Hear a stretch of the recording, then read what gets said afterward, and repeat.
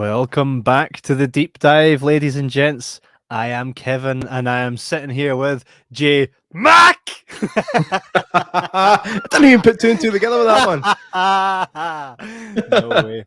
We have brought back the deep dive, something that we Yes. have done many times, and we kind of let it fall to the wayside a little bit until everybody started to go back into our old episodes and saying, you know what, I really enjoyed these deep dives. How about we have another deep dive? We went onto social media and asked you guys what you wanted us to see. We gave you 4 options, and you picked a classic, Predator. J-Mac, how are you feeling about deep diving the Predator? Well, Predator, I'll say Predator. The Predator. The funny thing was, I could have sworn that we'd already done it. It's like we should have done it by now. Do you know? It's one of those films that it's so kind of ingrained in our souls that we should have done it a long time ago, and I can't believe we haven't. So really looking forward to getting stuck in it. It was great watching it again. Yeah. I think with Predator, I think we've had very many conversations about it that it probably just felt like we were doing a podcast. Yeah. Remember, you guys can comment and we'll play your comments in chat. Paul Boogie, Heroin to Hero. This fella has written a book, changed his life, and become an addict to a hero. We'll be catching up with him very much in the near future. Hello, Paul. Great to meet you, mate. Yes, so today we are chatting about the classic 1987 movie that forever will be in many of us 90s and 80s kids in our hearts and will just be known as an absolute classic. Do you know Predator is anything other than a classic? No, I mean, the fact that it's made in 1987, it just seems otherworldly to me at this point, because it still holds up so well, even when compared to modern films. But I'm sure we'll get into all that. But it's always going to be a classic for the closet. Absolutely. And when you think, right, this was directed by who, J-Mac? John McTiernan.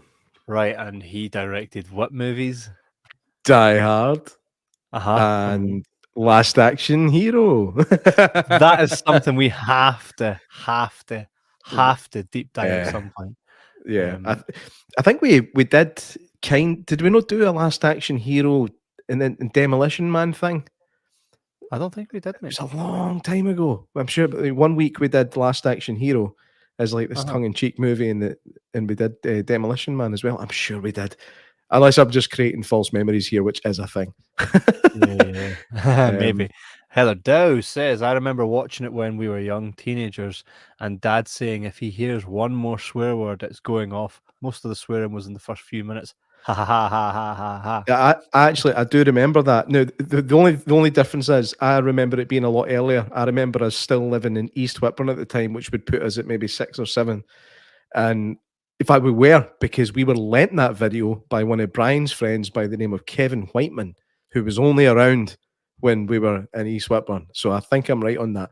And my dad said, if there's one more swear word in this, it's going off. And within like 3 seconds, Dylan's like, shit, like, it's going off. I'm like, I was looking forward to being traumatized. Walking past someone with his ribcage burst open, and your dad's like, "Yeah, there's anywhere swearing." That's the funny thing, though. Like if you look at, think about the American censorship is mental. Like you can't say, like Sons of Anarchy for example, they will not allow one F word in that show. Yet some of the violence in it was horrific. Yeah, it's a weird disconnect the Americans have got when it comes to censorship. It's so strange. Absolutely. Paul Bogey says, thanks, mate. We're chatting with you. First Predator is best, but enjoyed Alien vs. Predator, and the second one with Danny Glover. Well, that's something we'll get into, right? Because we'll definitely get into what the legacy is of Predator. Heather Dow says, you're probably right. Ha ha ha. What are you texting your own time, Heather? Alien vs. Predator is epic too. Also, second one with Danny Glover is good, but it can't beat original with Arnie. Absolutely. Very true. Janice, there she is. Hi, hello, Janice. Hello, well, hello, Janice. Brilliant to have you back. There she is. Yeah, we're backwards, lol. Sorry. It happens. Yeah, it was written by John Thomas and Jim Thomas. I'm going to take a stab at their brothers, right? Could be father and son. And they also wrote Alien vs. Predator. So we'll get into that. And as well, Shane Black, who's in this movie, also made The Predator. So, so let's take it back to, I won't say 1987 because I wasn't alive. You were, but you probably never saw it that year. So, what was your first memory of seeing Predator? My dad saying if there's one more swear word, it's going off.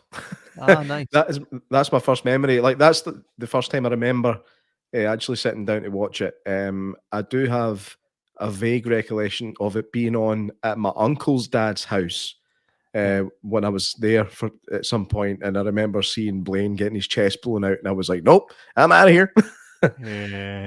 So spoiler alert, by the way. It's been a while though, right? So It's only 30 odd year. But that's scary to say that. It really is terrifying that it's been out as long as that. And I've been out longer. I would also like to just say a big massive shout out to the absolute mega talent that is Craig Matthewman. The artwork that he provides us with is phenomenal. I mean, just look at that. Look at that. Right? Who knew that face that I made would be usable in so many different scenarios? Mate, that face that I've got is from my wedding day. Is that your wedding day? That's one of my wedding pictures, mate. Mate, you look like you've just farted and waiting on folk to smell it. Something like that. And again, look at this. Phenomenal. This is why you need to check out this show live here on YouTube or Facebook. But look at that. Kev, what happened to your finger? Where? Your finger's black.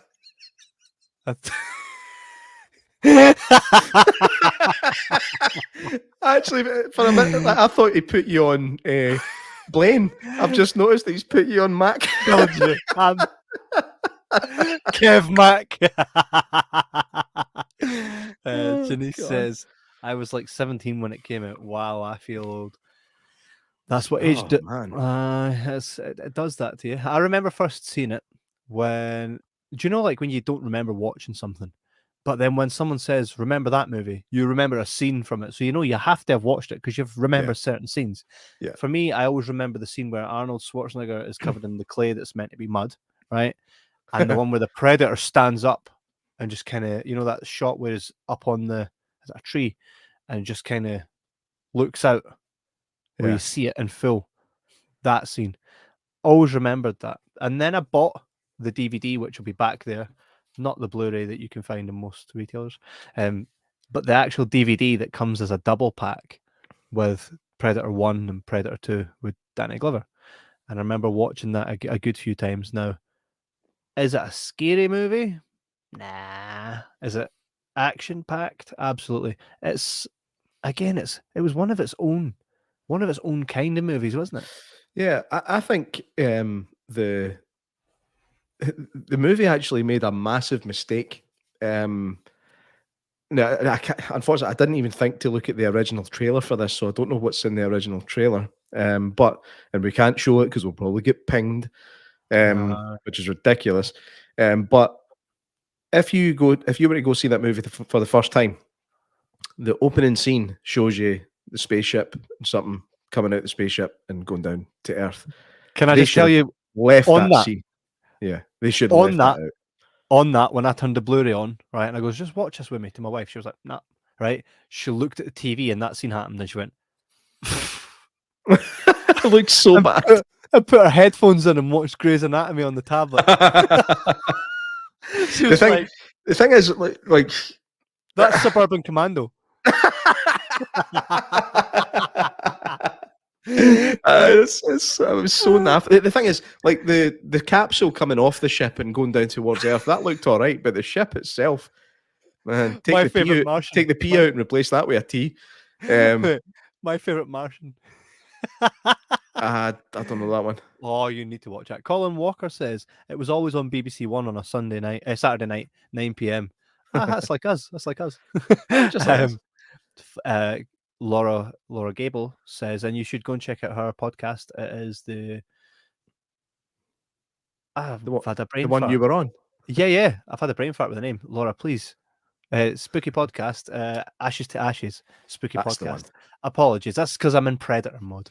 Some dead air there. So fun info. The Predator skull was actually a cat skull reimagined facial makeup. That's crazy. I can imagine that. That's cool. Crazy. C. Matthewman, truly gutted I'm missing this, guys. Don't worry, mate. This episode is fully dedicated to Craig Matthewman. I'm also wearing his shirt, which is his amazing artwork on his signature shirt, which, by the way, you should be able to acquire very soon. Yeah, absolutely. Mm, The stuff's absolutely. coming. The stuff's coming. So anyway, what I was saying about that scene was if they had left that scene out, you'd have no idea what was actually going to happen. Like it just starts off like a normal kind of action Yes. film. Do you know what I mean? If they didn't have that scene at the start with the spaceship, they could have left it a complete mystery, and that would have been so much cooler because the Predator doesn't show up really until about halfway through. You got 8 minutes of screen time in total. 8 minutes. 8 minutes of actual screen Jesus. time. Even I've had more than that. Right, but that just goes to show.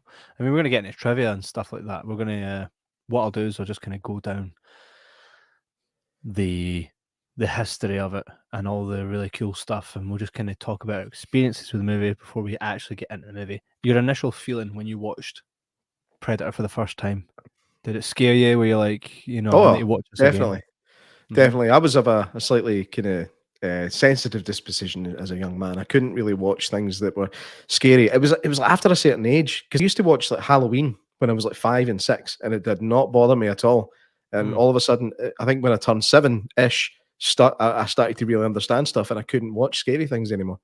And yeah, Colin, you're just spot on there, man. It is exactly the same as the first scene for The Thing. And it was pretty naff in that as well. It's almost like spoiling the film before it has to be spoiled. There was no need.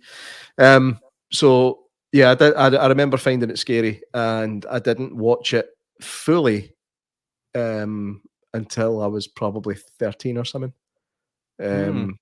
After I seen American Werewolf in London and realised that horror could be absolutely class. Well, here's something for you, by the way.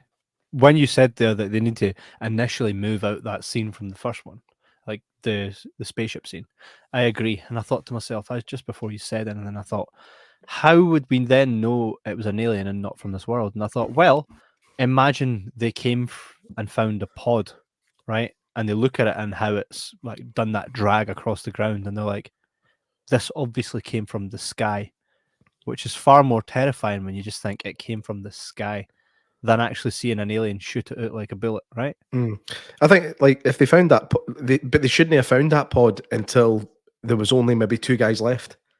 So you'd be wondering right up until the end, is this just like a super soldier with some crazy suit? And then they find that pod and work out that it's for space. That would have been cooler. I don't want to say that this isn't a perfect film because it's damn near perfect. It's just that one element. Well, by the way, can I actually pose this to you and tell me what you think? But, right? Is this not a slasher film? Essentially. Right? Because in every slasher film, the baddie is picking off all the teenagers, doing them in, cutting them up, ripping them open, skinning them. How is this any different? They're just in a jungle, a well-shot jungle. Basically because they're picking off extremely well-trained masculine fellas. That's the only difference. It's actually scarier in a way because you know that nobody is safe. Yeah. Here's another thing. Imagine this came out now. There's not any women in this. Yes, there is. Well, there's not any real women protagonists. Protagonists, I mean, like there's no Sarah Connor. There's no Sarah Connor. Yeah. No. But some films just don't need a Sarah Connor. That's true. BJ Miller with his class photo. That's actually not him. I know. You told me. I remember saying to you, "Here, that BJ's a good-looking fella, isn't he?" And you were like, "That's no him." It says my favorite scene in the movie is when Billy just stops on the fallen tree to go head to head with his machete against the Predator. That didn't work out well, did it? Hi, Billy's just standing on the tree like, moan then, and just it moans. The Thing came out first. It came out in 1982, correct? John Carpenter's remake of The Thing. Yeah. Paul Bogey says, if we seen a Predator walking down the street, we would say, oh, look, that's a cool costume, huh? I believe in aliens. So do we. And we have Mhm. seen a predator walking down the street. His name was Alistair Neil. Look him up. Just to clarify, it's because he literally dresses up as the Predator. We're not saying anything bad about the guy. I didn't realize what predicament I just put him in there. Chap, chap, chap. Is Alistair there? Yeah. We hear you. We hear you're a predator. She said she was 12. We're here to protect you till the police come. We're only doing this live so we can embarrass you. I mean, to protect you. Sorry, Alistair. Yeah, I should have clarified that there. He is a phenomenal cosplayer where it comes to Predator. The guy's got an amazing suit. I think he's got a collection of suits. The Predator. He and Matthewman would be tough to call who'd win the quiz on the Predator. That would be an interesting game show, Let's wouldn't it? make it happen, man. And we'll just sit at the side and be like, "Come on, Matthewman. I'll be Matthewman's Mick. Mick, and you can be. And I can be Andrew's Mac. We're gonna have some fun. We're gonna have some fun.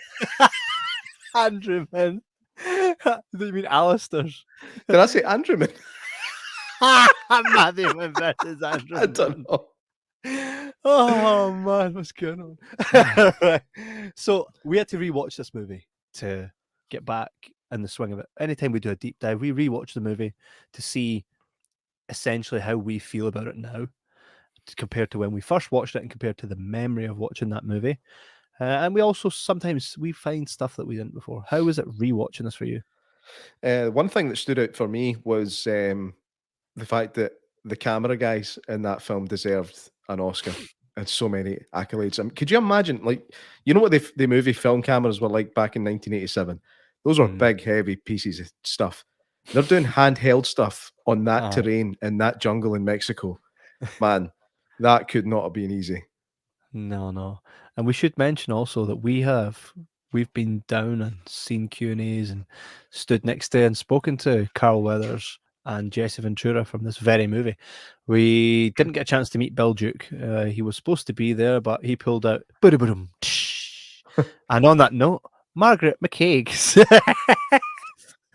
This is the first chance I've had to watch you both live.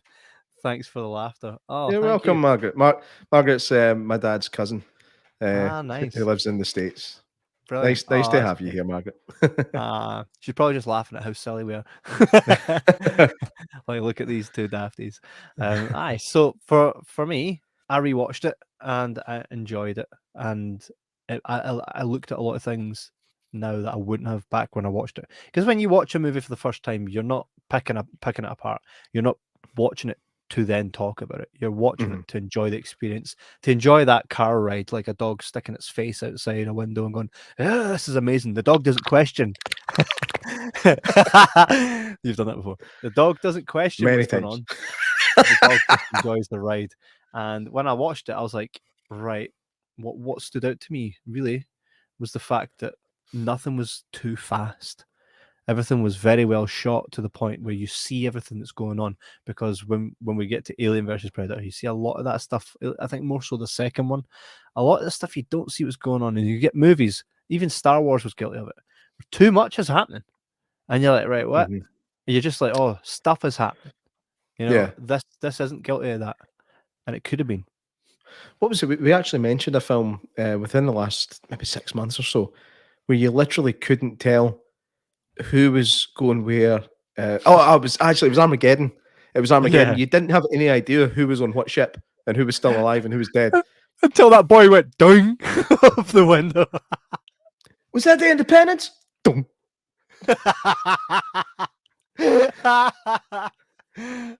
Janice says there was a movie updated, a more updated one in 2018 called The Predator. That's right. Shane Black, who is in this movie, was the guy that made that.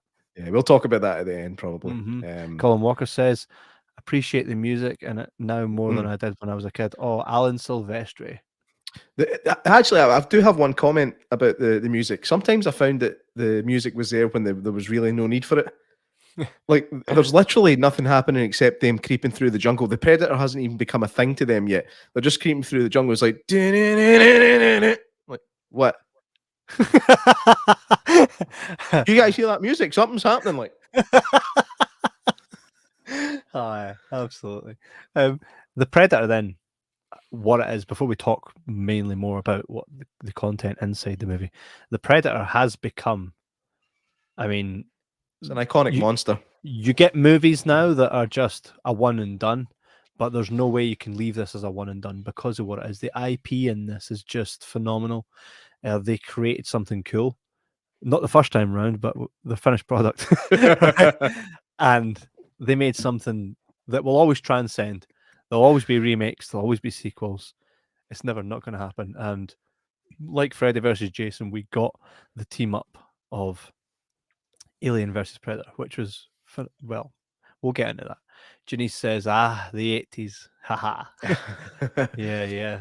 I wasn't around, but the arse end of the 80s was my childhood. So the 90s. Aye. Because everything that happened in the 80s. The arse end of the 80s. Aye. That would be like 1988, 89. You were born in 91. Aye.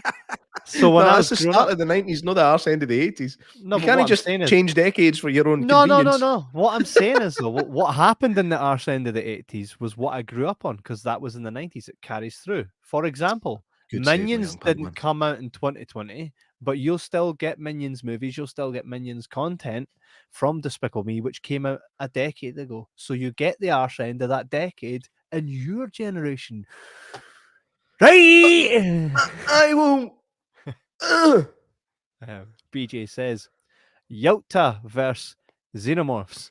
What a matchup. What's Yalta? Do you know what that is, J-Mac? Not a clue. Yalta. Not a clue.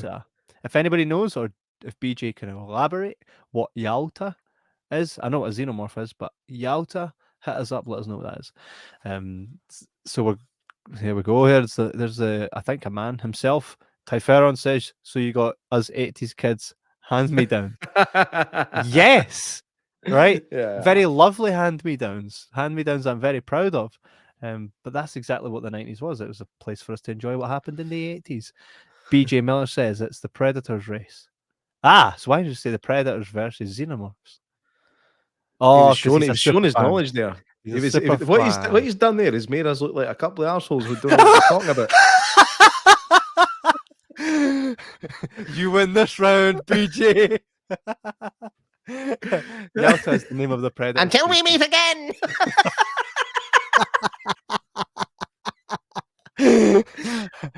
And I would have gotten away with it too if it wasn't for those meddling kids.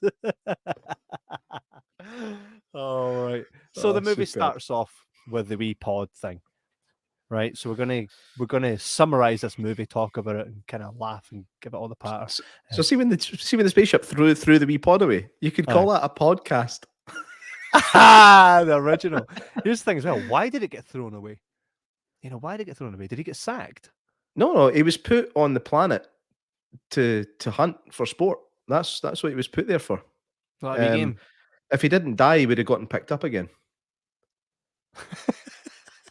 Genuinely, I think the mythology kind of it gets expanded on in the second one. I'm not a fan of this. Oh, I bit my tongue. I'm not a fan of the second one. I'll tell you that now. I even tried to watch it last night after watching Predator again, and I had to switch it off. It was just annoying me. I just found it too loud and garish. See, Matthewman says, I grew up with this movie, had it recorded on VHS off the telly with a tab off. Absolutely blew my mind when I finally saw the uncut version. This happens to also be Matthewman's absolute favourite movie. Andy Hall says, what a film and the best alien design by far. Yeah, they're second. Second one. Do we have any footage or images of the original Predator suit? I can absolutely pull it up for sure. That would be awesome because it is pretty bad. But maybe we'll do that when we're actually talking about that subject. Absolutely. Aye. So we got the original start, which we'd like to not necessarily have in the movie, so you could just pretend it's nothing. the pod, this alien race shoots a pod down to Earth, and that's kind of all you see. And we kind of then move over to stuff's been happening. We're aware that stuff's been happening, and what happens for there? Because some damn fool says you were the best. Dylan, you son of a bitch. What's the matter? CIA got you pushing too many pencils. Too many what, aren't they? Pencils. That is absolutely like one of those. If you're saying if a predator race did come to Earth and was like, what was the 80s like? You show them that scene. Yeah. Yeah. Remember when I reenacted that scene with my Thundercat dolls? You did. I might pull it up for the end. BJ says, I love the second one. I think because I played so much of the Predator Concrete Jungle on the PS2. Oh, mate. Oh, Yeah, mate. I've never played a Predator game. Oh, no, I Hunting did, but I Grounds think is it was more- on the Commodore 64 or something. So it could have been anything. I'm sure there was like a RoboCop versus Predator. There was definitely a versus Predator game way back when. Back when It it was a cool to RoboCop be- versus Terminator. I don't know if there was Yeah. a Predator. Maybe Mm. somebody out there does. So anyway, back to the movie. Aye, absolutely. So obviously it goes for the pod kind of burning up in the atmosphere, and then we cut to that classic score by Alan Silvestri, and we get helicopters coming in, and we get so much machismo on the screen. It's 80s awesomeness in a bag. Yeah. I mean, just run through the people that jump off of that helicopter. Oh man, we've got Bill Duke, we got Jesse Ventura. I mean, there's Shane Black, but we've got Carl Weathers. Yeah. I mean, if that's not like all the 80s badasses, who And else? you get Sonny Landham. Sonny Landham is an absolute beast. That's Billy.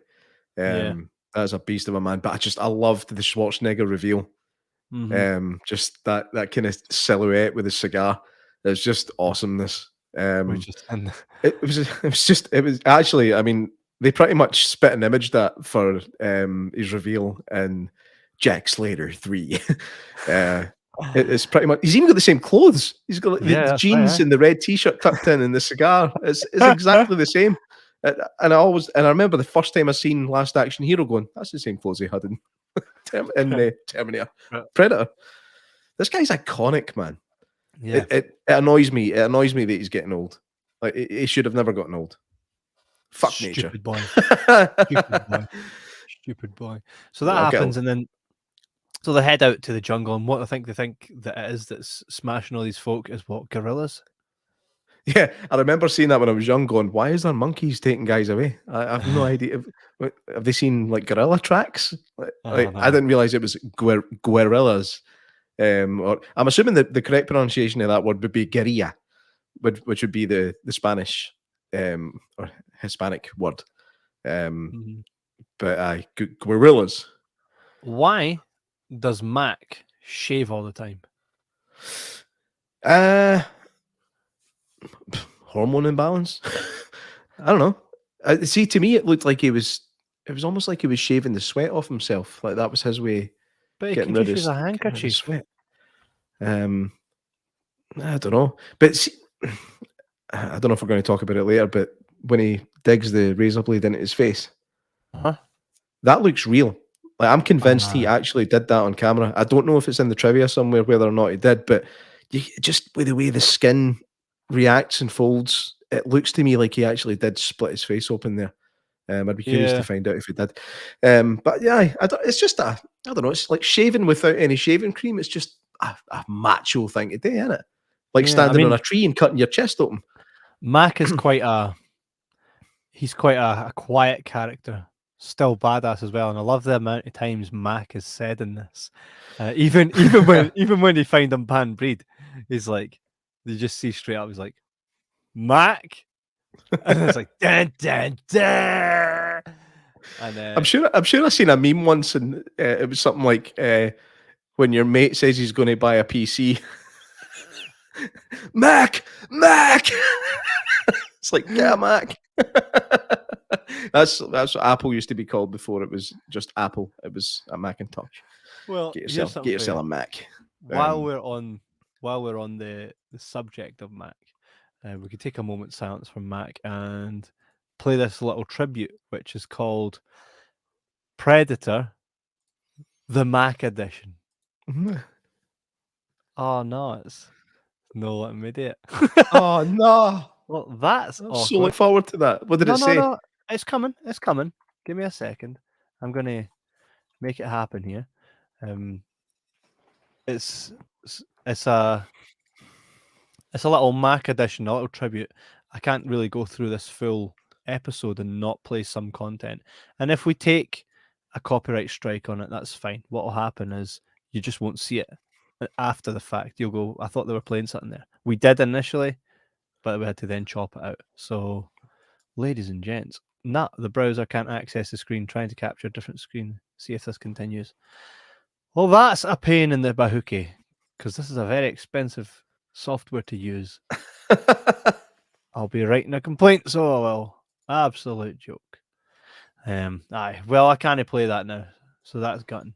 Typheron says, if you want to know gorillas that wreck people, read Michael Crichton's Congo. Oh, dude, I've got an original 1995 Congo movie poster. Yeah. I might actually find a space for it now that I'm redecorating. Mm-hmm. Absolutely. I love it. I love that poster just with like the half monkey face. It's actually bang on like that, to be honest. So the this will make you a sexual tyrannosaurus just like me. When we went to meet with Strap this on your sore ass plane. I can't even say the word because I'll get something sent to me off YouTube. Bunch of slack-jawed maggots around here. That's how you do it. That's how you do it. Brilliant. I think the deaths in this as well, they're not as like, you don't actually always see what's happening. You just kind of stumble across your dead pals, right? Oh, that was Melanie. It's a shame she was really nice.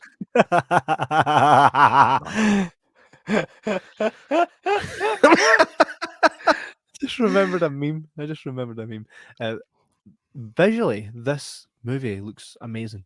There was so much potential for this movie to be like just another B movie.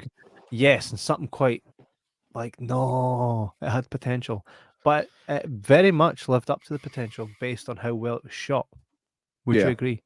Absolutely. The way it's shot, I mean, we know it was directed by John McTiernan, right? But you could put this next to Die Hard, watch Die Hard and this back to back. You couldn't tell it was the same director. It doesn't.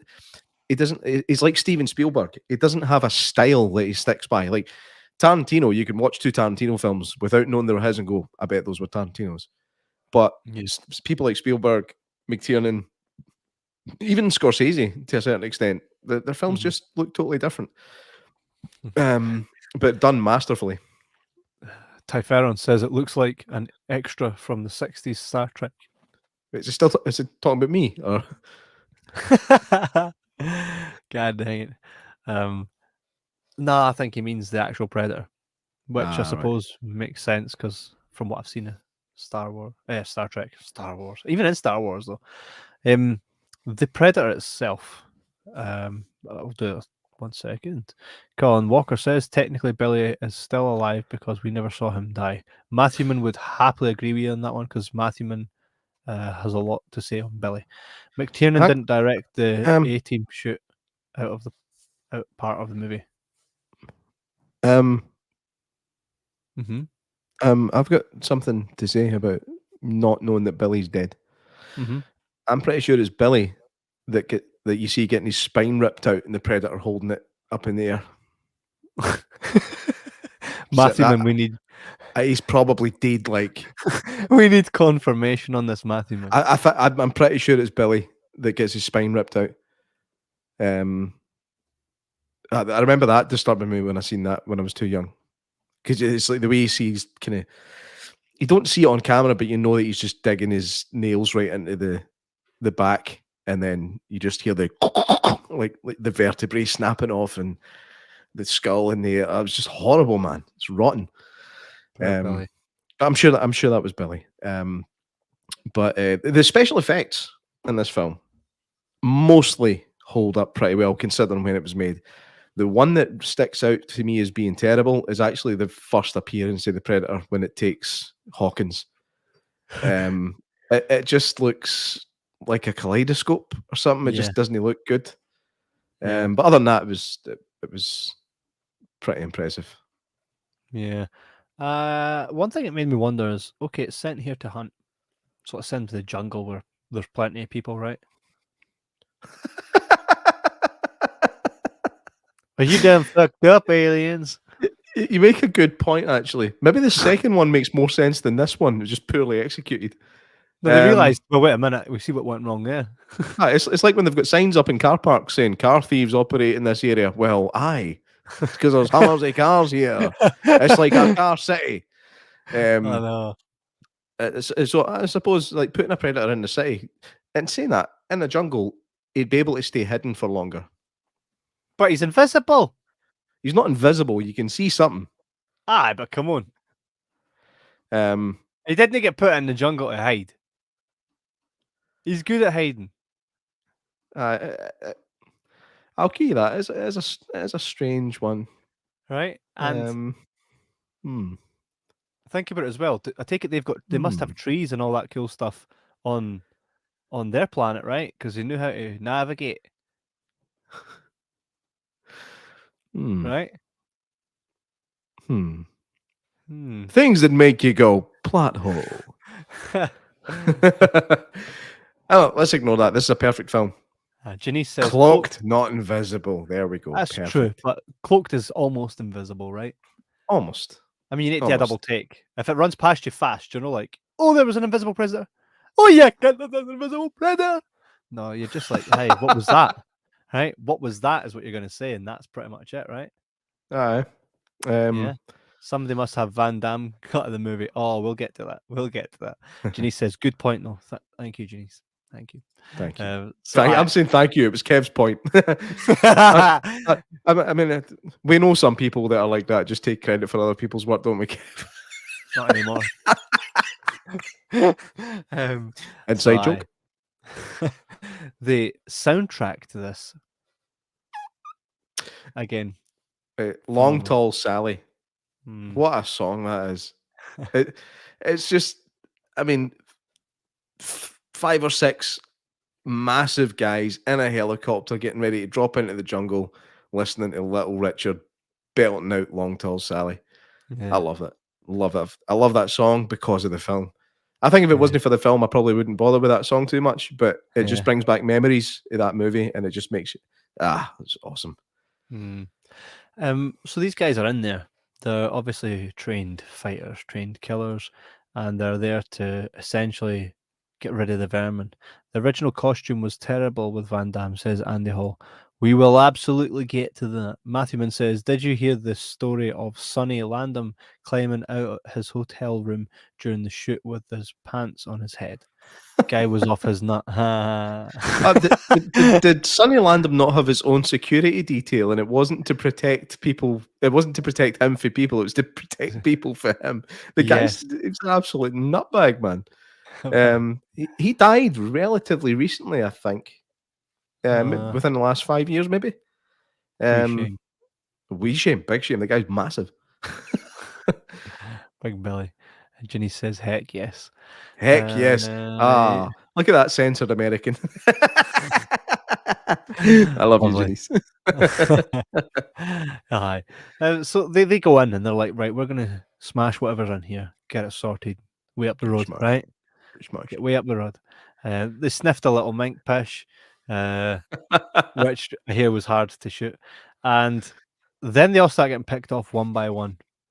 And at what point for you, you're in there, a group of your buddies, at what point do you go, I think we should get out of here? Probably at the same point that they do, but they can't get, the helicopters can't get in. I think once it could be even after Hawkins goes and they find, in fact, no, they don't find Hawkins, do we? We see Hawkins hanging for the tree, but they don't actually find him. I want Hawkins' body found. But no, because they do try and get out, but they can't. They just can't. Yeah. Colin Walker would say it's time to leave when Arnie takes his vest off. Janice says Sonny passed in 2017. Yeah. Oh, I said in the last 5 years, I was bang on. Wee Sonny. So, on the subject of Arnold Schwarzenegger's size, there's a lovely bit of trivia. Yeah. Jesse Ventura, when he was in costume, and was told that his arm was 1 inch bigger than Schwarzenegger's. So he's filling off Philly beans. He was like, ha, ha, ha, I've got to tell him. So he goes out and he's like, hey, hey, Arnold, you want to have an arm measuring competition?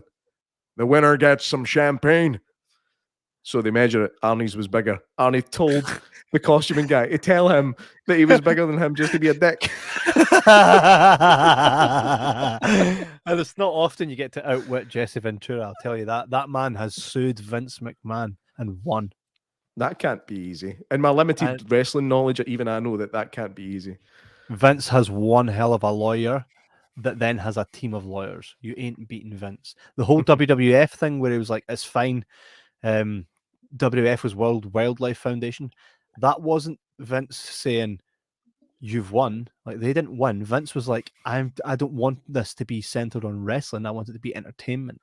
And then changed it to WWE himself and thought, you can have WWF, right? But if Vince fought that, Vince is winning, mate. So that tells you the character of Jesse Ventura and how him and his character actually weren't that different. Do you know, I think that, like, considering how much machismo is on the screen throughout this film, you don't really feel like anybody's trying to outshine anybody else. Yeah, you feel like you actually do feel like they're all equals. Even like Schwarzenegger's the leader. That's kind of a given. But you kind of get the impression that all of them could probably do it. There's no even the smaller guys, even Hawkins and Poncho. I mean, they seem like very, very capable soldiers. Just maybe in different ways. But I just the camaraderie. You feel like a real camaraderie with them. There's banter back and forward quite a lot as well that makes you go, this is well written stuff. Like you feel like these guys have known each other for a long time and trust each other with their lives. Yeah. Colin Walker says, I thought he was a pet detective. Who's a pet detective? Oh, Jesse Ventura. Ace Ventura. Right. Jesus, I feel stupid. I can hear those animals in there moving around. I never bring my work home with me, sir. Oh, yeah? What's all this pet food for? Fiber. We should do Ace Ventura. He's eating birdseed. Would you like an ashtray? No, thanks. I don't smoke. It's a disgusting habit. I love Ace Ventura. Ace Ventura's fantastic. Mate, it's when his landlord comes up behind him. He's like, Ventura. And he's like, yes, Satan. Oh, I'm sorry, sir. You sounded like someone else. That's a great line. Why are we talking about Ace Ventura? We're detracting. Cole would kill us for this. Aye, that's fine. We will definitely do a Ventura one, man. That was something else. Jesse Ventura, on the other hand, though, is the complete opposite of Ace. Janice says bad arsery. Thanks for that, Janice. She's trying to put in arsery. I love that. Asset. A lot of bad asset. Excuse me. So there is a lot of badassery in this film. What there isn't a lot of, though, is bad acting. I find that all the characters and all the actors were very good at what they were doing. Aye. With a few exceptions, even Schwarzenegger was really good in this. Yeah. There's a few lines where it's like, you son of a bitch. No, I love that because it fits, but it's the bit where it's all bullshit, all of it. It just sounded too forced. Yeah. But then he saved it with the delivery of the next line, so you kind of don't notice. But really well in this. Because some damn fool accused you of being the best. That's a great line. It is. The whole movie's full of that. I mean, think about how many great lines come from this movie. get to the chopper. That's Right? Arnold Schwarzenegger's favorite quote It of his is own. absolutely. It's his favorite It is. catchphrase. And then on top of that, you've got Mac! Mac! Then you've got, because some damn fool accused you of being the best. Dylan! You And then you've son got, of a bitch. so you're hit. You're bleeding, man. I ain't got time to bleed. Time to bleed. And then you've got, you are one ugly brother pucker. Monday to Friday. Sucker. I have had it with these monkey fighting snakes on this Monday to Friday plane. Hey, isn't it a shame that I like all these characters? So seeing them all getting smashed. Mm-hmm. Gutting, man. Gutting. Yeah. I mean, they seem like good guys as well. Do you know what I mean? Like Hawkins is the first one to get picked off. And Hawkins is the wee, I mean, he's essentially the geek of the group. He's probably like Shane Black, yeah. He's probably like probably the intelligence side of it, or like orienteering, like map reading and stuff like that. That's probably his thing. And he just gets picked off kind of straight away. Poncho gets a fucking sore one. Do you remember what happens to him? Yeah. He gets that log in the chest. It's just like, that looks like it smarts a bit. It's going to hurt the Mora. Typheron says the movie really is a meme origin explosion in the best possible way. Absolutely. Yeah. Absolutely. It's awesome. Yeah. Do you remember when we went to meet with Jesse Ventura and he was like, Schwarzenegger told me, hey, Jesse, you'll be back. So I then done the Running Man. Remember? You just sound like you've slowed yourself down to 2/3 speed. So, I want one of those little refrigerators that you have to open with a key. Jesse Ventura has a lot of good Arnold Schwarzenegger stories. Seems like Arnie, on the screen, he plays the alpha male, but he absolutely is the alpha male behind the scenes. Yeah. This film, I think this film maybe just behind Terminator 2 in the top Schwarzenegger movies. I think Terminator 2, then this, and to me that's an easy argument. And Terminator third. It's a strange one. But I mean, let's talk about the negative side of the film. I mean, what negatives can you think of other than the whole plot hole about why put him into a jungle to hunt people? Maybe he just fell in the jungle and it was random because they don't know their way about Earth, do they? Why would they? They don't go there unless they do all the time. Well, I think they do. I think there's the Anna, the one female character in this. She actually tells a story about how it happens every so often. Right then. This it sounds like almost like a Grimm's fairy tale that they tell their kids, but it seems like it's based in some kind of reality. Like every so often, when the moon is in a certain place or whatever, these things come to hunt men. Well, then it makes sense why he's in a jungle. Do you know why? Because obviously the first time they came to the jungle, there was people, right? And they can smash folk there without attracting any, what's happening here in our big city. And then the Federal Bureau are like, well, it's them damn aliens. And then the aliens start getting tracked down by Hulk Hogan. Hulk Hogan. Antifreeze! Mate, the bit that always got me was when he burst the melon in the old lady's face. He's like, I found a good one. Did we properly deep dive Suburban Commando, or did we just talk about it briefly? It was a double bill with that in Jaws 4. Oh, that was the bad movies that were good. So good. Yeah. So Laura where were we? Gable says, I thought they're in the jungle because the predator hunts for sport. Absolutely, but not a lot of sports going on in the jungle. That was my kind of point. Uh, so we kind of wondered why the jungle if there's not a lot of people in there. Mm. But It'd be kind of like dropping somebody into a football stadium looking for brains. You're just not going to find many. uh-oh. And I've just alienated most of the audience. Negatives. It's I tough, don't isn't know. it? It is very tough. Not really. Not a lot of negatives. And by the way, I watched this in stunning Blu-ray, and it looked so good on my TV. And what I also love is when I put a Blu-ray on, and I've got the surround sound around my living room. I was hearing the helicopter behind me as I was watching it, right? And the shots go past me. I was like, this is phenomenal. So it's worth paying the tenner that it would probably cost you to get Predator on Blu-ray. Definitely head Yeah. out and get it if you enjoy the movie. There's not many people that don't. Janice says people in the jungle are more of an opponent, I guess. Would that be because they're like solid, or I suppose they have to Yeah. hunt themselves, don't they? They then would have to They, hunt.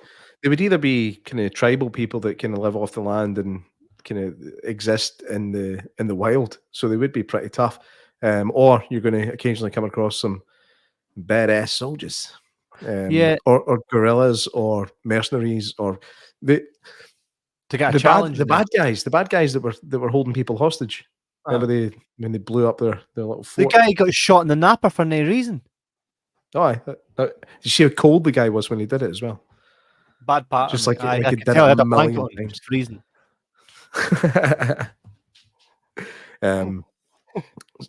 So, yeah, I think trying to find negatives in this film is really pretty tough. You really need to deep dive into it to find some negatives, and even we haven't really managed. Exactly. Colin Walker says, being a high intelligence species, they are obviously in the jungle because of Hopper's team.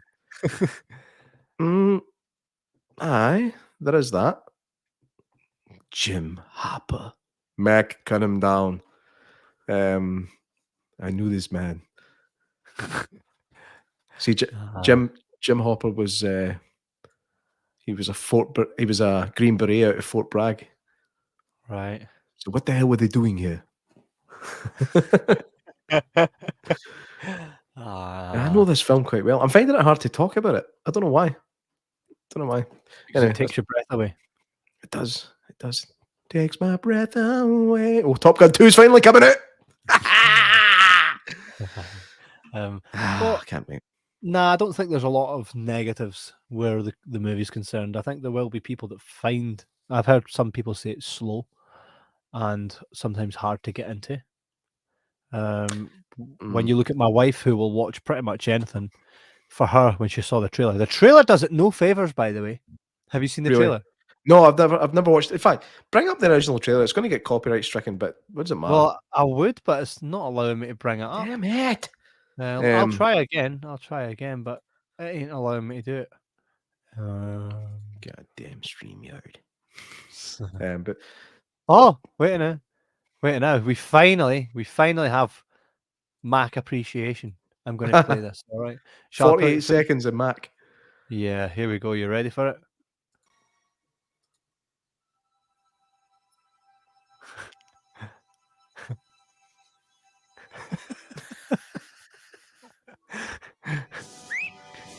Mac. Mac. Mac. Mac. Mac. Mac. Mac. Mac. Mac. Get to the chopper. Mac. Mac. Get to the chopper. I affected that look when they sped it up. That was hilarious. Yeah, if you want, I'll play the trailer before we end the episode. Original trailer. The original trailer for this is not great. Things I think people really didn't know how to do trailers back in the 80s. Yeah. and most of the time it was just a mishmash of scenes put together and hoped that it turned out interesting. Yeah, I put on the trailer to say, "Oh no, you should watch this with me," to my wife. She was like, "There is no way I'm watching that." And I'm like, "No, but it's better than that.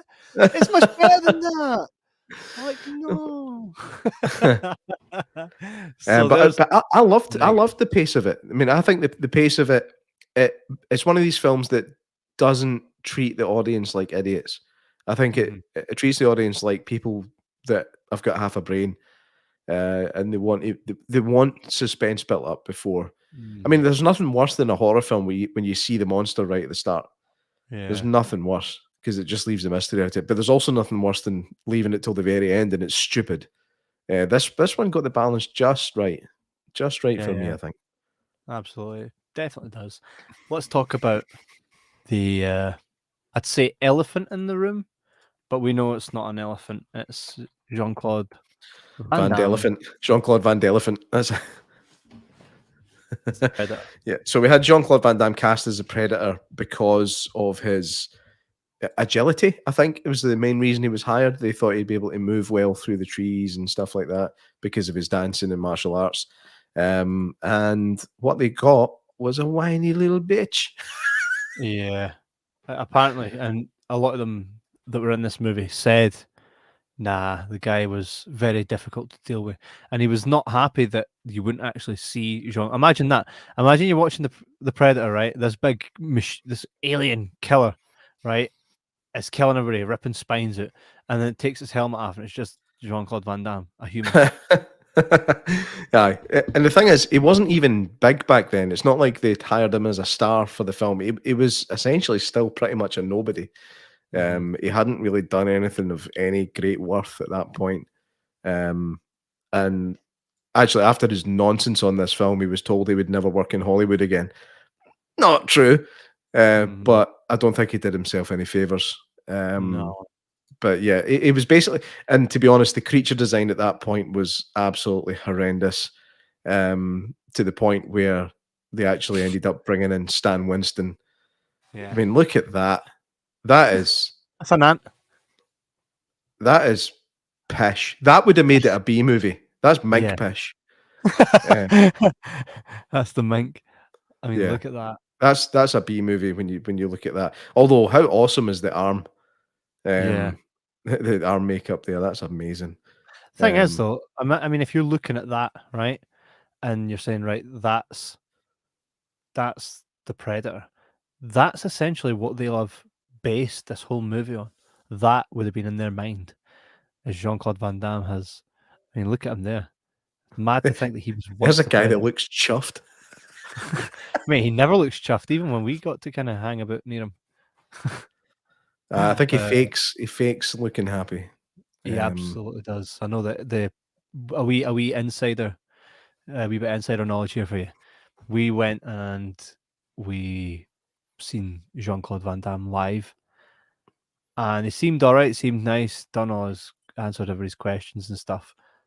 And then Jason David Frank, the White Power Ranger, Tommy from the Power Rangers, the most famous Power Ranger, done his spiel later on and was like, "Never meet your heroes," because I met Jean-Claude Van Damme today, and I'm not impressed. He I, is horrible.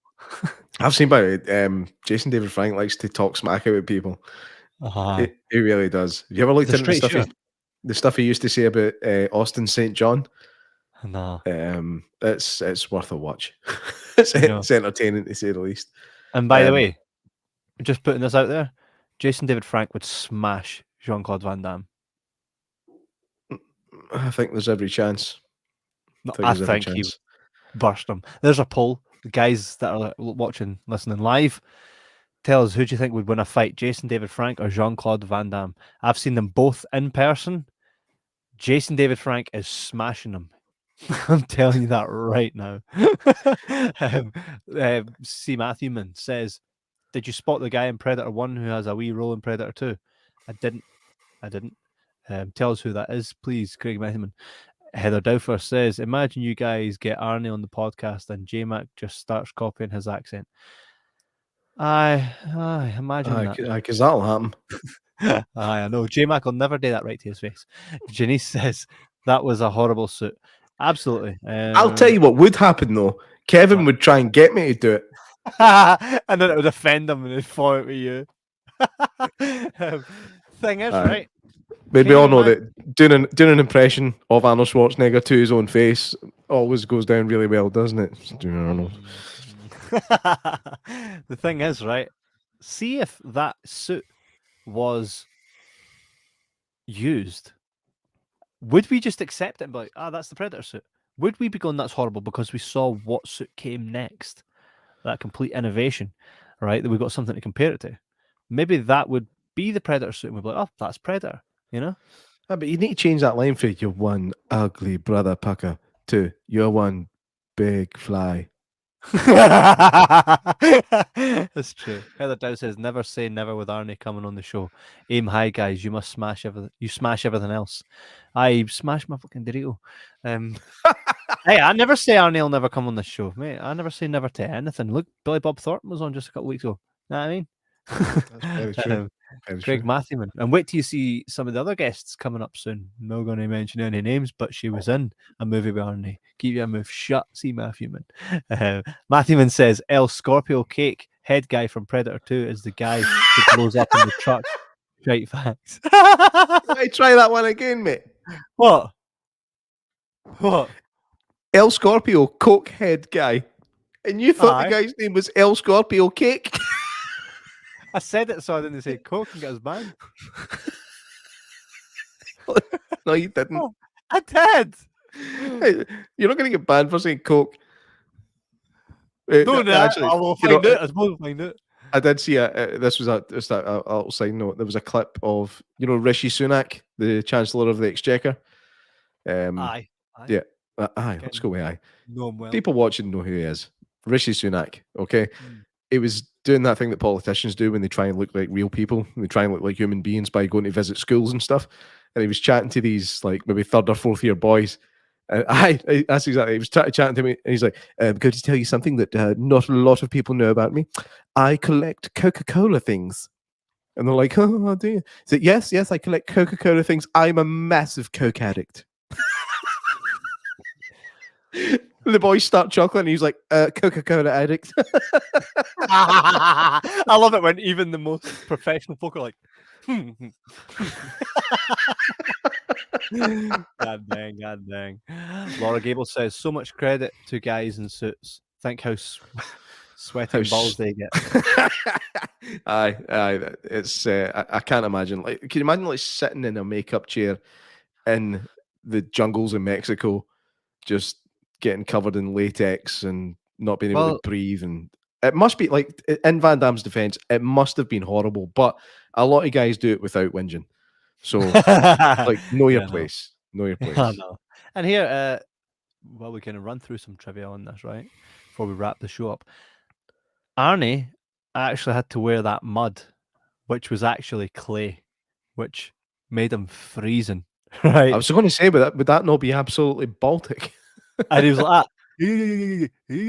right, proper jittering the whole time he was there. So what they tried to do was heat him up by putting like heat lights on him, which only thickened the clay and made it harder for him to move, right? Then they were like, oh, damn. So guys, I'm going stiff. They gave him alcohol to warm his blood up to heat him up, and he just got pissed. That's actually so fun to think about. Like, he's got a flaming bow and arrow and he's actually burst out his tits. Aye, so true. And he says, it had to have been hell. Yeah, absolutely. Aye, I mean, it's not easy. And what was it, Jesse Ventura? We were there with him, and he told us about the rig he had to wear with his chest burst open. And did he not go and sit in catering? Aye, he sat down for lunch and his chest all burst out, and the guys are like, "Nah, mate, nah." Just moved away from. That was the excuse he used anyway. Exactly. There's a lot of fascinating trivia about this, J-Mac. I know that you've got some trivia to tell us. I did have. It seems to have deleted itself. Oh no! So thank you very much. What I can do though is it's easy just to bring some up and run through it. But we had the thing about the arm. I think also at one point there was food poisoning kicking about on the set. Was it only ammo? Just like here. These conditions are terrible. Even food poisoning's got his bloody mention. So I had them written down, but they seem to have gone. But let's just do what everybody else does and look them up on Shmee. So the way the effect was done for the Predator. I mean, nowadays you would just smack it into a computer, type in, make it clear, hit enter, and let it render for half an hour, and the job is done. Back then it was, I would say, slightly more complicated. Let me just find the thing here. Trivia. 0 results for trivia. Maybe I should turn my effing Wi-Fi on. I put it because I'm a professional. I put my phone on airplane mode before we started this show. So now what I've done is made an absolute cheb of myself. I mean, while you're doing that, you can go to redbubble.com, type in Craig Matthewman, C. Matthewman, and take some of his amazing designs, which you can see plastered all over the show. Go and support the artist, man. Let's make his dreams come true. Make him a professional. I mean, he's good enough to be a professional, right? Typheron says there's probably a Predator filter in most of the special effects packages these days. Aye. Absolutely. 100%. She said you were 12. So here we go. The invisibility cloaking effect was achieved with a bright red suit because it was the farthest opposite of the green of the jungle and the blue of the sky, the size of the Predator. The red was removed with chroma key techniques, leaving an empty area. The take was then repeated without the actors using a 30% wider lens on the camera. When the two takes were combined optically, the jungle from the second take filled in the empty area. Because the second take was filmed with a wider lens, a vague outline of the alien could be seen with the background scenery bending around its shape. Who figured that out? Phenomenal, man. That's Who figured that out that it was going to work? You've got to hand it to these guys for being able to actually sit and figure this stuff out. I mean, essentially, they're just putting bits of film together in funny ways. That's it, and it achieves these effects. It's pioneering. Amazing. The original concept for the film began as a joke. Someone said that the only person Rocky Balboa had to fight was E.T. So that's how this happened. I wonder if Sylvester Stallone was ever asked to do this film. Probably not. So they were like, right, who's the next best? Carl Weathers. Aye. So if we can't get Rocky, let's get Apollo. And Apollo's like that. Apollo's like this. So why did you guys choose to come to me and not go to Arnie? And they said, because some damn fool accused you of being the best. One thing, actually, I knew this without looking it up because I looked it up before. The Predator blood is literally the stuff inside glow sticks. How funny is that? I know, it looks like it. As soon as you go, that it looks like stuff that's inside glow sticks. It is. The Predator was a mad raver. Typheron says, who was brave enough to wander about in a bright red all-over bodysuit on set in front of all these 80s stars? I bet you that's what Jean-Claude Van Damme done afterwards. Actually, that's another thing. Arnold Schwarzenegger lost weight for this film, so that he looked more like a soldier and less like a massive bodybuilder. 25 pounds he lost of muscle. How great does he look in that as well, though?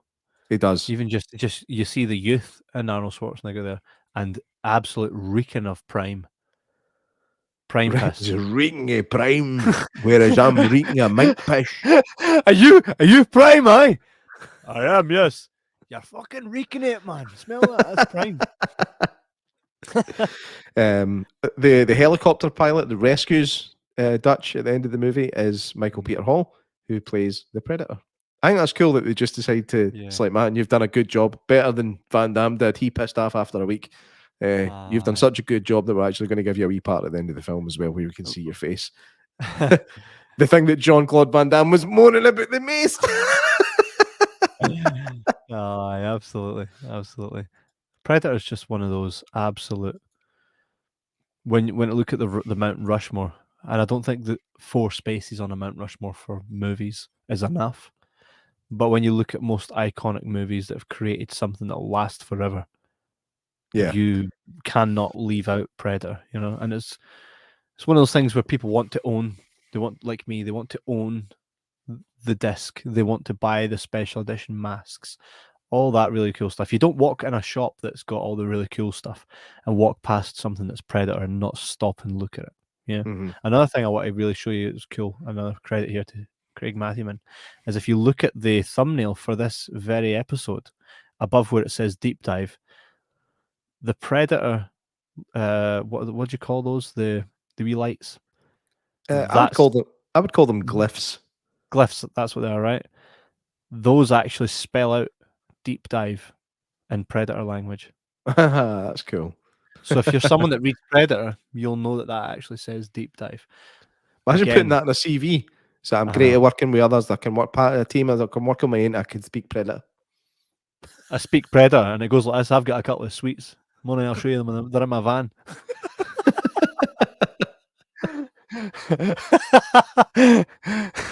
What kind of sweets? Jesus Christ. Nice. Nice. I'm getting good at it. Wait, here we go. Nice. Every time anyone says nice in the comments, J-Mac has to do it. So before we wrap up, the legacy, right? We've got we'll talk a little bit about its legacy, and we'll answer our 3 questions of doom. Da, da, da. The legacy of Predator will always be that something was created that transcends time and will outlive us all, and that's the iconic creation of the Predator. Now, it goes far to say, like, I'm trying to think what it's like. Basically, the Predator, as long as that exists within the movie, it doesn't matter which actors are hired. It doesn't matter who's in it, because it's that very creature that will sell the movie. Agreed? Yeah. It's actually an unfortunate position we find ourselves in with modern cinema, is the fact that most new films that are coming out are based on IPs that already exist. And one thing that you can be guaranteed with a good IP is the fact that whenever you bring out a movie, even if it's shit, it will make money. Because you love that one so much. Yeah. I mean, I remember, like, I've seen the newest one, The Predator. I mean, we seen it at the cinema together. I've seen it, I think, another twice since then, trying to convince myself that it's good. I enjoyed it. It's not a good film, though. I think it's enjoyable in some ways, but some of it is just awful. And Alien versus Predator? I Alien enjoyed that. The first Alien versus Predator I thought was entertaining enough. Alien versus Predator 2 Requiem, Couldn't I think it see was called. I remember that couldn't being see it. pretty bad. You couldn't see it, man. There was a lot. It was very, very dark from what I remember. Yeah. Seems to be that's getting to be a trendy thing. So yeah, nothing's ever going to beat the original. The second one, actually, do you know what one I enjoyed most out of all the sequels was actually the one with Adrian Brody, Predators. Yeah, I enjoyed that. That was my favorite of the. That was my favorite of the sequels. 2 had that great moment. Predator 2 had a great moment at the end, just after Danny Glover's had the 7 shades of crap beaten out of him, and he's managed to beat the Predator. And then like 9 other Predators show up, and he's standing there all like covered in blood. His ship's all ripped to buggery, and he just goes, "Okay, who's next?" That's a brilliant line. That makes that almost redeems the film for me. Yeah. But then the Predators are like, "Hey man, you did well to beat our guy. Here's an ancient gun. Batter in, take it home." Yeah. But second one isn't as bad as people say. When you think second one's got a great cast. It does have a great cast. You've got Danny Glover, you've got Gary Busey. I'm pretty sure Bill Paxton's in it as well. It should have been better than it was. I just don't find it nearly as enjoyable as the first one. Is that just because the first one was phenomenal? Very possibly. And Schwarzenegger was asked to do the second one, and he said, "No, it's not been long enough yet," because he'd done Terminator 2, or I think Terminator 2 was in the works when Predator 2 was in the works, and it was like, nah, it's not been long enough because they left it 6-7 years for Terminator, but they were trying to do Predator too quickly, and he was just like, nah, it's not there for me. Yeah. Lord Gable says it's Predator culture to honor the survivors. There we go. Aye. Do you know that was something that I wish had happened in The Predator? Was at the end. Remember right at the end where they were like, "Oh, we've got this thing. This is the Predator killer." And I thought Schwarzenegger was going to walk in. I thought we were going to get a Dutch cameo, and we get that stupid suit, stupid CGI Power Rangers movie looking thing. And I was like, "No, that's pish, mate." It would be good to see Arnie return to Predator. I can see it now. Breaking! Arnold Schwarzenegger returns to the Predator franchise in the new installment of Predator. That's a sellout. Aye. It's like Predator 9, the nursing home killings. The nursing home killings. I found as well in the Alien versus Predator movie, the Predator is kind of positioned to be the wee goodie. You don't think? What? In Predator, Alien versus Predator, you're rooting for Predator more than you are Alien. Oh, 100%.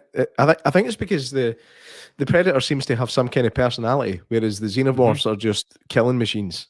Aye, they're just stabbing you with a wee tongue. Aye. Whose idea was that? Who's going to open its mouth and it's going to have a weird mouth inside that mouth? But I don't know. Alien could be worth a deep dive at some point as well. The original, which I happened to see in the cinema for the first the first time I ever seen Alien was in the cinema for its 20th anniversary release. Yeah. What we got here? That's Alien Resurrection. I know, but I wanted to show something Alien. By the way, I actually really like Alien Resurrection. It's a good one. It's a good one. It's the one I remember watching when I was a kid. Aye, it's nothing like the first one, but it's bloody good fun. Anyway, this is a Predator podcast, but anyway, basically, I would say in closing, Predator holds up extremely well. Absolutely. Its IMDb score still sits at 7.8 for a film about an alien killing folk in the jungle is effing high. It goes to show how well executed it was. Personally, for me, I would give it like a 9 out of 10. The only point it would lose would be half a point for the music being there when it didn't have to be, and for the point that Kevin made about the fact that it's in the jungle looking for people. There's probably a reasonable explanation for that. Probably, but I'm taking half a point off anyway. Aye, so out of 5 stars? 4.5. I say give it 9 out of 10, so 4.5 stars out of 5. 4.5. Nah, I'm giving it 5, mate. You going for 5? Absolutely. Before we get to the next question, I'll just read a couple of these comments. Predator 2 was 1990 and Terminator 2 was 1991. Aye. Yeah, that's true, but I think both movies were in discussions at the same time. Yeah. So that's, there's Kieran showing up at the last minute again. All right, son. Evening, guys. Better late than never. Ginny says, I was 9 when the first Alien came out. Damn. Matthewman, the less said about the last Predator movie, the better. No, I liked it. We'll talk about that on another day. Actually, can I just say one thing about that? Remember the bit in the new one where the little kid gets a hold of the Predator's gun thing and like blows up his neighbor's house? He kills his neighbor. He kills his like a kid. He kills a kid accidentally with this thing. And it's like a moment where you kind of go, oh, Jesus. Kev, no. The only person in the cinema going, So it was funny. It was funny. I liked it, right? It was funny. The most memorable quote for you from, and it's a bit hard one, what's your most memorable quote for this movie? I didn't want to do the obvious ones, so I'm going to go with this one because I just love his delivery of it. Ready? Son of a bitch is dug in like an Alabama tick. That was said earlier in the comments. Mine happens to be, for me, the quote is basically when he goes, Mac, and he's just like, burst. Deed. Actually, my other one, I was struggling between two, and it was the son of a bitch is dug in like an Alabama tick. The other one was, oh dear, best them tree. Fast tree. Oh, phenomenal. Matthewman said the kid tapes it onto his freaking head. That's quite funny. What about you? What's your memorable quote? Mac. Oh, sorry. I just love the fact that Mac gets said a million times in that movie. Mac! Mac! Mac! You're starting to wonder if McDonald's had a hand in the movie. Well, I'll tell you this, they probably had a bloody restaurant in that jungle. That wouldn't Probably surprise me, a actually. Starbucks as well. And your most memorable scene? I loved the getting set up scene at the end, like when he was setting all the traps and stuff. I always loved that sequence. It's just badass, man. It's like Predator's version of the commando suiting up. It's like that, but extended, and he's just so tough looking, like lifting that fucking log up himself and stuff like that. It's just badass, man. I love that scene. Yes, he is phenomenal. And yourself? Mine happens to be this scene. The scene you think about when you think about Predator. Because some damn fool accused you of being the best. Dylan! That's the way he says. He just kind of looks and he's like, Dylan! You son of a bitch. And then that. Let's see if we can do it. Let's see if we can do it. Do what? Other hand, mate. What am I doing? You son of a bitch. All right, so I'm trying to grab your hand. All right. There we are. It's just not worth it, is it? Nah, it's not working out. It's not working out. Can you remember bringing up my Thundercats thing? I need bother. It's on YouTube. So I'm going to take you guys to YouTube to do the Thundercats, where J-Mac has expertly. It wasn't as good as my commando one. It was harder to cut together, and I did it in like 5 minutes. I'm not actually going to show the commando one because I want them to go to our YouTube and check it out.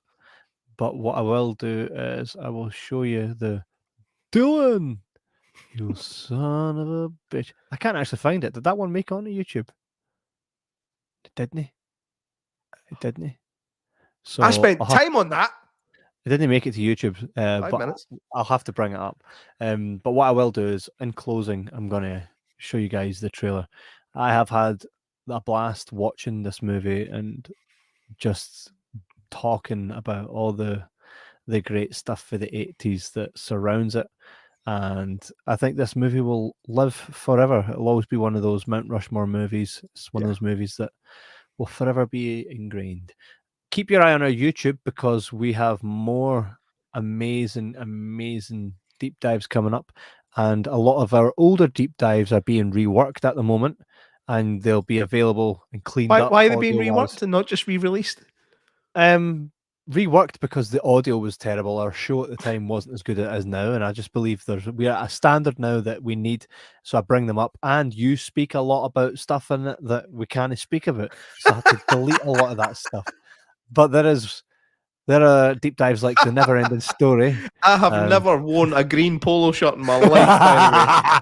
Look at that, man. I look like I'm just off a building site. But yeah, it's not even my arm. Stop giving it away. We have a lot of really cool deep dives that will be available for y'all to kind of check out. Those were audio shows, but you guys will be able to see, not so much see them, but you'll be able to go back and listen to these deep dives.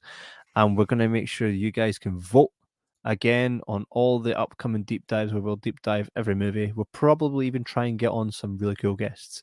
We also have some of our older stuff like Silence of the Lambs.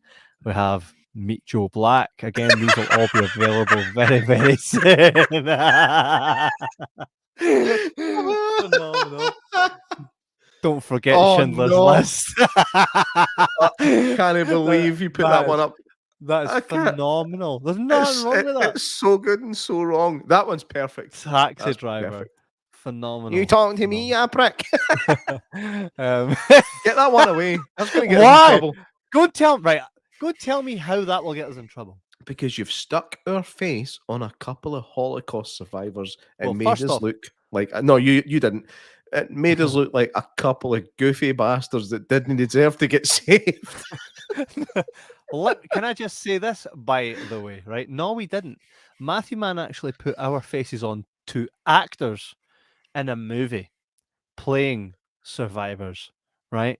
So we're not actually imposing on any survivors. Our faces are on actors, right?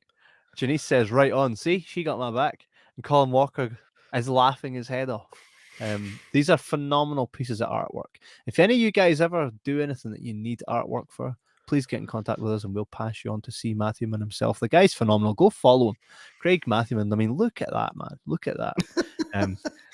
That phenomenal, man. He finds ways of making faces that I've done off the cuff just fit into anything. Let's see the guy's a death one. Let's mastermind, see Meet man. Joe Black again. What the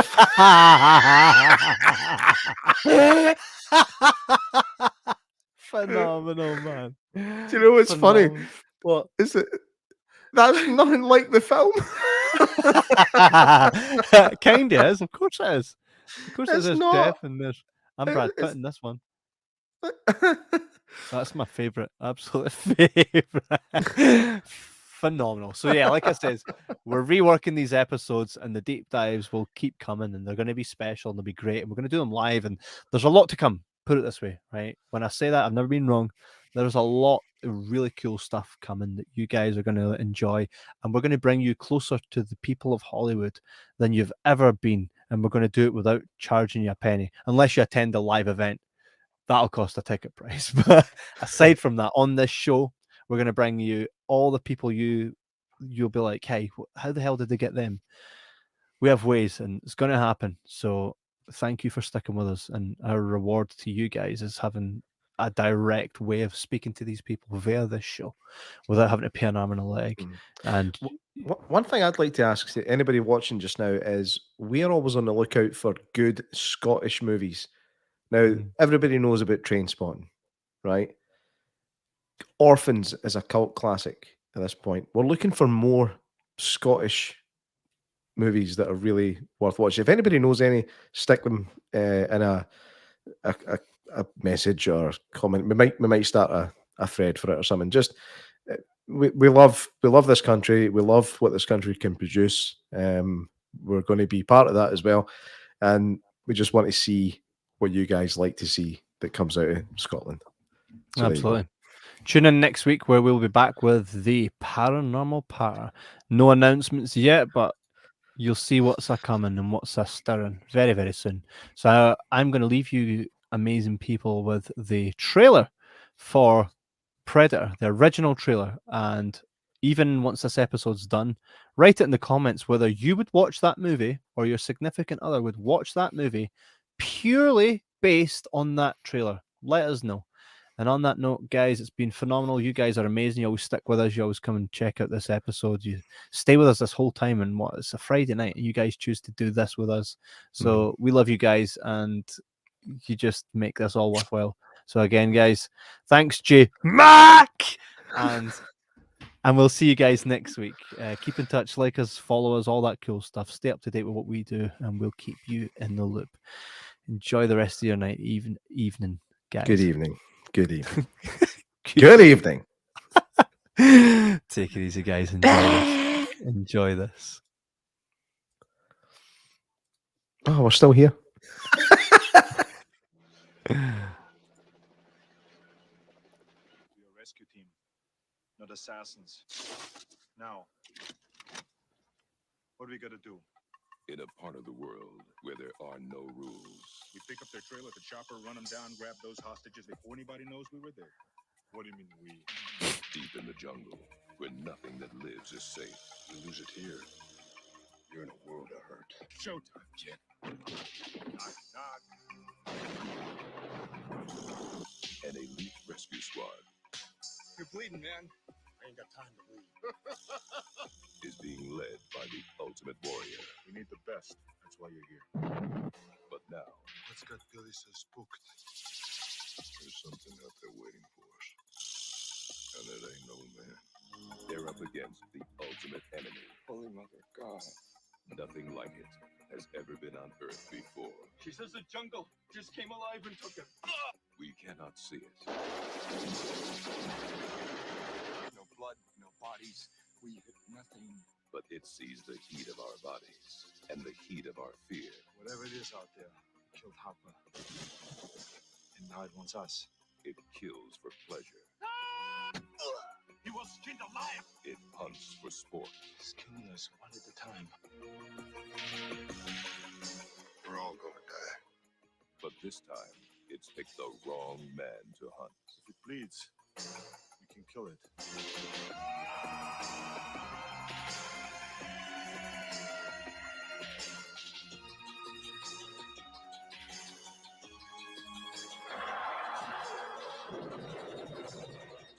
Century Fox presents Arnold Schwarzenegger. Predator.